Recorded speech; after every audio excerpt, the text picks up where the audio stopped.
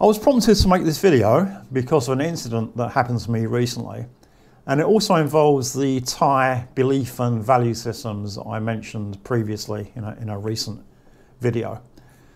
When you come to live in Thailand for an extended time, going beyond a tourist, you will encounter behaviour that seems a little bit unusual. And that's great. This is not a criticism. When I first came to Thailand 37 years ago, the thing that I fell in love with was that everything was different. I'd become quite bored with life in the UK, and in Thailand just everything's different, and it was just a fantastic experience to encounter that. But when you encounter some things that are sort of unusual, it can be a bit frustrating, or it can leave you puzzled as to why something has happened. And a lot of the time, it can be attributed to the Thai value or belief systems. I'll give you a few examples. I could never understand why a Thai would go out and buy a mobile phone that costs them like three months' salary. That just seems excessive to me. And it's because in the Thai value system, image and the presentation of self is extremely important. Image always comes before substance. As long as something looks good, that's fine.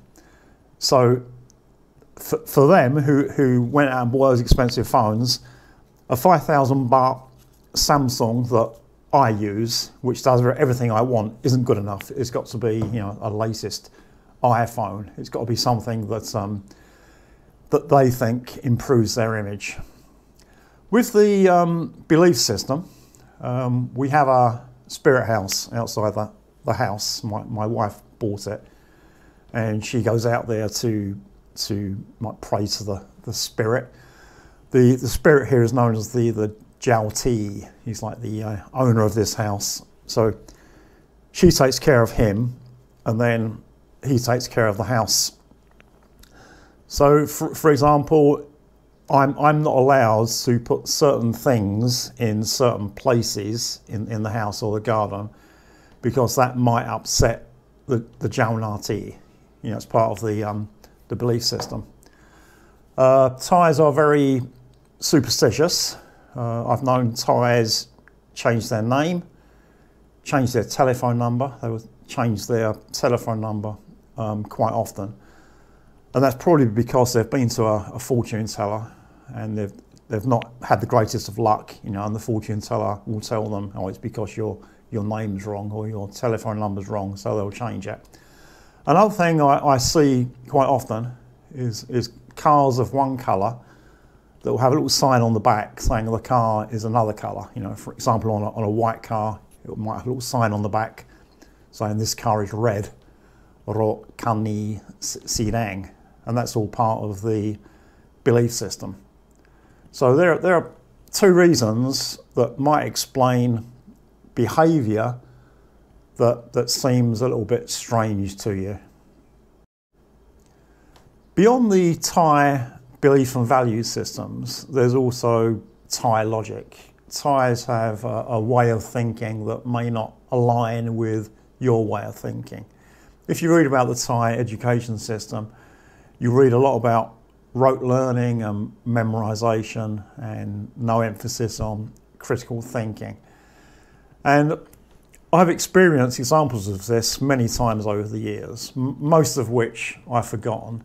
I do remember one example from a few years ago, which I'll tell you about, and there was another example quite recently.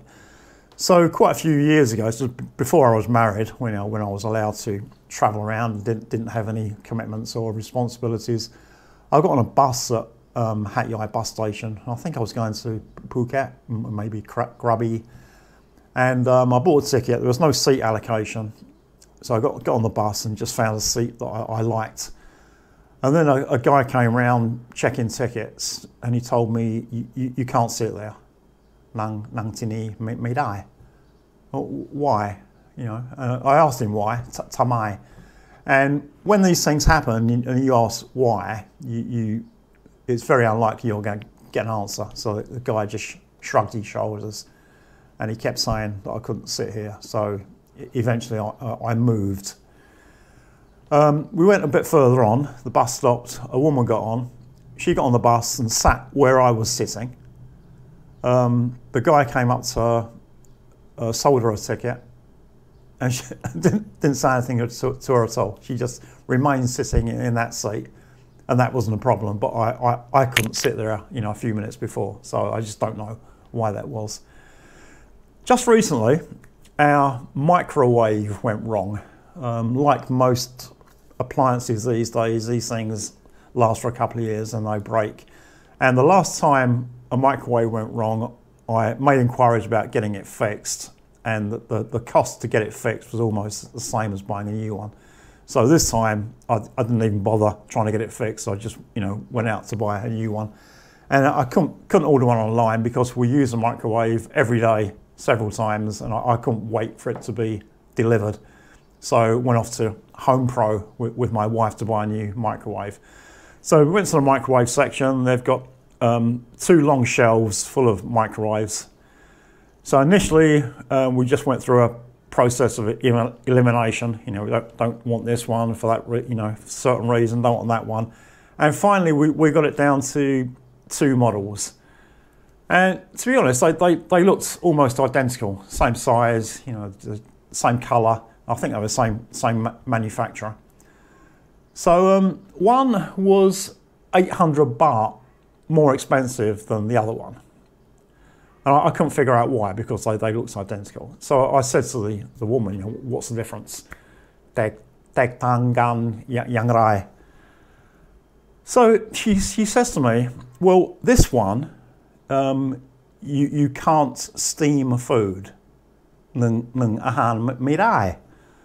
But this one, you can steam food. Nung ahan dai.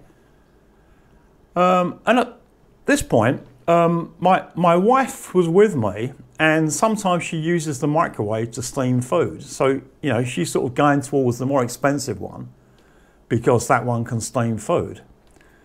She's a product of the Thai education system, just like all other Thais. And I was standing there thinking to myself, we've got 2 microwaves. They're just metal boxes. There's a device, I think, called a magnetron inside, which just produces electromagnetic energy at a certain frequency. That excites water molecules inside the food, and they get hot, and that's what warms the food. So why can you steam food in this one and not in this one? I was just like completely perplexed. So I asked her why, tamai, and this time I actually got an answer. And the reason was that in the one that costs 800 baht more, the one that could steam food, you got one of these free, although really it's not free at all. So this little box, you put water in the bottom, your food in the top, put it in the microwave, it heats the water, turns it into steam, and that steams the food. So that's the reason why you could steam food in one but not the other, because they provided this little box. Now these cost about 100 baht. So what I decided to do is just buy the cheap one that cost 800 baht less, then buy one of these plastic boxes for 100 baht and save myself 700 baht. If it had been my wife making the decision, she would have bought the more expensive one and paid 800 baht more. Anyway, just a couple of little examples of Thai logic, and we also covered Thai value systems and belief systems. So there's various things in Thailand that will count for behaviour that might seem a little bit unusual to you. If you have any examples yourself, please leave them below in a comment. Thanks for watching.